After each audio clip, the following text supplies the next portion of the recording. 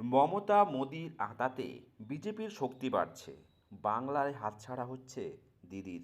আসন্ন বিধানসভা নির্বাচনের প্রাক্কালে বাংলার রাজনীতিতে নতুন বিতর্ক তৈরি হলো ৫ লক্ষ কণ্ঠে গীতা পাঠ অনুষ্ঠানের আয়োজনের পর। এরপর জবাবে ভরতপুরের বিধায়ক হুমায়ুন কবির লক্ষ কণ্ঠে কোরআন পাঠ পাল্টা ঘোষণা করেছেন। তিনি জানিয়েছেন, ফেব্রুয়ারি মাসের শুরুর দিকে এই অনুষ্ঠান হবে। কোরআন পাঠের পর মাংস ভাত খাইয়ে বাবরি মসজিদের কাজ শুরু করতে হবে।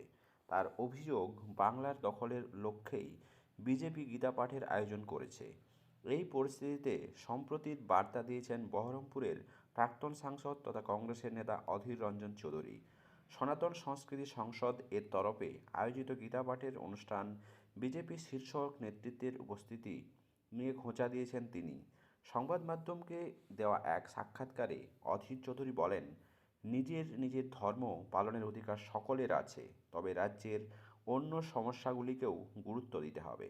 তার মতে, সম্প্রীতির বাতাবরণ নষ্ট হচ্ছে, যা বাইরের শক্তিকে বাংলায় শক্তিশালী করবে।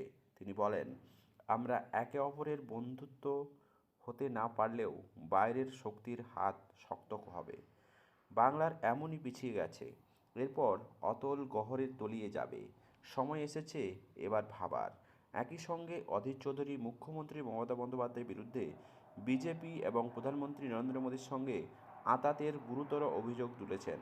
তার দাবি, মমতা বন্দ্যোপাধ্যায় কখনোই বিজেপির আদর্শগত বিরোধিতা করেননি এবং নিজেই বলেছেন যে আরএসএস এর সবাই খারাপ নন। তিনি নির্দিষ্টভাবে কিছু বিজেপি নেতাকে নিশানা করলেও মোহন ভাগবত বা রাজনাথ সিংয়ের মতো ব্যক্তিত্বদের বিরোধিতা করেননি।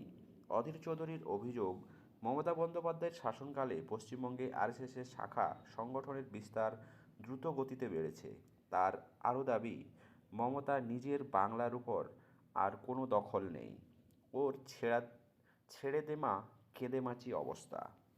বাবরি মসজিদের শিলান্যাসের প্রসঙ্গে অধীর চৌধুরীর মনে করেন, মমতা এবং মোদি উভয়ে রাজনীতি করলেও ধর্মপ্রাণ মানুষের আবেগকে অস্বীকার করা উচিত নয়। শনিবার বেলডাঙ্গার রেজিনগরের মাঝে বাবরি মসজিদের শিলান্যাস অনুষ্ঠানে একটি বড় অংশের মানুষ ধর্মীয় আবেগের বশেই হাজির ছিলেন। এইদিকে 22শে ডিসেম্বর মিমের সঙ্গে জোট বেঁধে নতুন দল গড়ার ঘোষণা করেছেন হুমায়ুন কবির। পাশাপাশি তিনি কংগ্রেস, এসএফআই এবং সিপিএমকেও জোটে সামিল হওয়ার আহ্বান জানিয়েছেন। এই প্রসঙ্গে অধীর চৌধুরী জানিয়েছেন, এটি দলের শীর্ষ নেতৃত্বের সিদ্ধান্তের বিষয়। তিনি আশঙ্কা প্রকাশ করেন, ভোটের বাজারে সব কিছুই সম্ভব। বিহারের মতো বাংলাতেও বিজেপির হাত শক্ত করার চেষ্টা চলছে। দর্শক, অধীর রঞ্জন চৌধুরীর ভাষায় এসএফআই, নৌসাদ সিদ্দিকী এবং অধীর রঞ্জন চৌধুরী এবং হুমায়ুন কবির, তারা নতুন করে কি কোনো আঁতাত তৈরি করতে পারবে? তাদের তৈরি করা আঁতাত বিজেপিকে কোনোরকম কি রুখতে পারবে? অবশ্যই আপনার মত কমেন্ট বক্সে জানাতে ভুলবেন না। চ্যানেলটা নতুন হলে সাবস্ক্রাইব করে পাশে থাকবেন।